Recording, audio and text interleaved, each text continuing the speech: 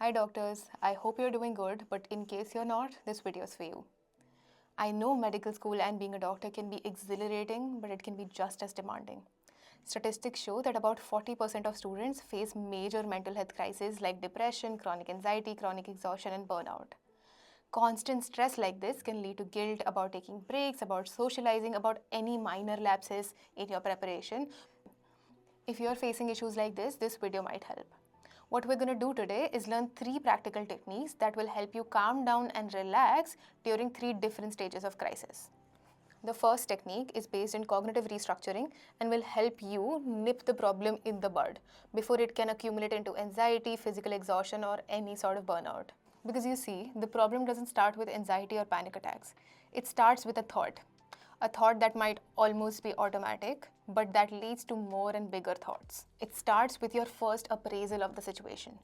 If you appraise a situation as threatening, your body will act accordingly. For example, if you have a thought like, if I fail this exam, my life is over, your body will think you're under threat, it will activate the HPA axis, it will release cortisol, and you will be stressed and anxious during the exam. And not just that, chronic activation like this will lead to eventual cognitive and physical decline, which leads to burnout. So the technique that we're using today, which is called catch it, check it, change it, will nip this problem in the bud at the very appraisal of the situation. So the first step is catch it. Be aware of your thoughts and be able to identify these thoughts. You should be able to notice and identify when you have these negative automatic thoughts. The second step is check it. Once you've noticed that this thought has occurred, you should be able to sit back and question that thought. You should be able to ask yourself, how likely is this outcome? Are there any real evidences? Are there any other possible outcomes? What are the likelihood of those other outcomes? Have I prepared myself enough? Am I able or capable of doing this? You should be able to think through these thoughts instead of submerging into them. One way you can do that is think, if your friend had come to you with the same problem, what would you say to them? Now that you've checked this thought, change it. Replace it with a more balanced and a more positive and a more likely thought, a more realistic thought. Change the threat into a challenge. For instance, if the thought was, if I fail this exam, my life is over, change it with something like, I've studied hard, I will do my best, and that's my challenge.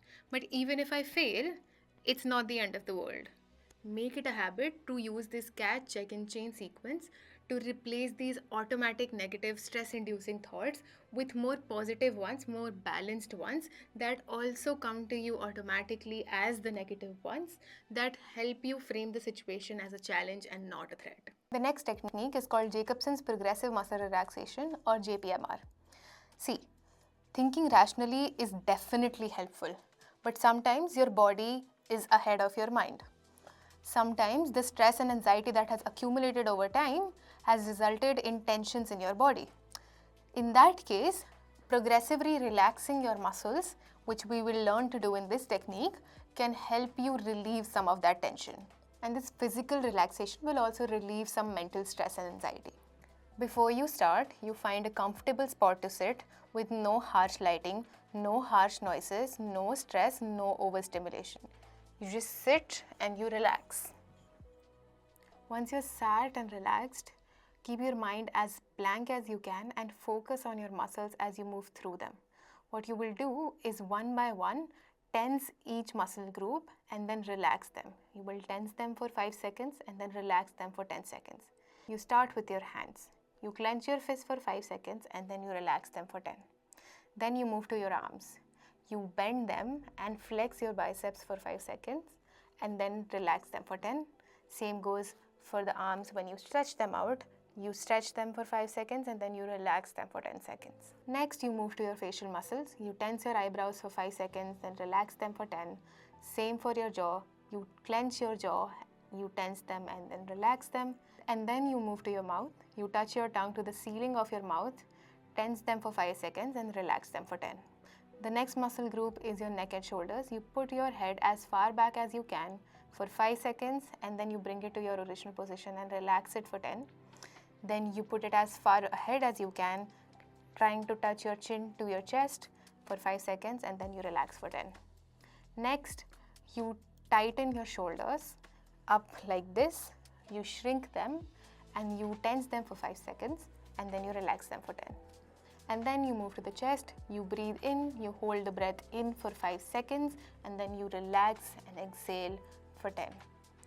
Then comes your stomach, you pull your stomach in for 5 seconds, and then you relax for 10. Then your back, you arch your back away from the chair for 5 seconds, and then you relax for 10. Next come your thighs and buttocks, you squeeze the muscles for 5 seconds, and then you relax for 10. Next comes your legs, you curl your toes towards your body so that your calves are being stretched. You do this for 5 seconds, and then you relax those muscles for 10. And then you stretch your toes away from your body. You do this for 5 seconds and then relax for 10. Once you're done, sit like this with your relaxed body for 2 more minutes with your eyes closed, and then open your eyes. This way you've targetedly relaxed several muscle groups that might have been unconsciously tense for some time. You can do this whenever you feel the tension in your body, or you feel restless and you feel that you can't sit and relax, or you can't sit and study. Now the last technique is called box breathing, and this is for situations where you feel very anxious, you feel like your thoughts are running and you cannot control them, where you start to hyperventilate. The technique is pretty simple and easy to remember. You start by sitting upright and you exhale all of the oxygen out of your lungs. Then you slowly inhale for 4 seconds. You hold your breath, and then you slowly exhale for 4 seconds, and then you hold your breath again. You keep doing this until you feel like you're in control of your breath. This will help regulate your autonomic nervous system and reduce your stress response and help you calm down in the very moment. So remember these 3 techniques for when you might need them, and remember to take ample breaks, take time out for leisure, and seek help if you need it. Thank you.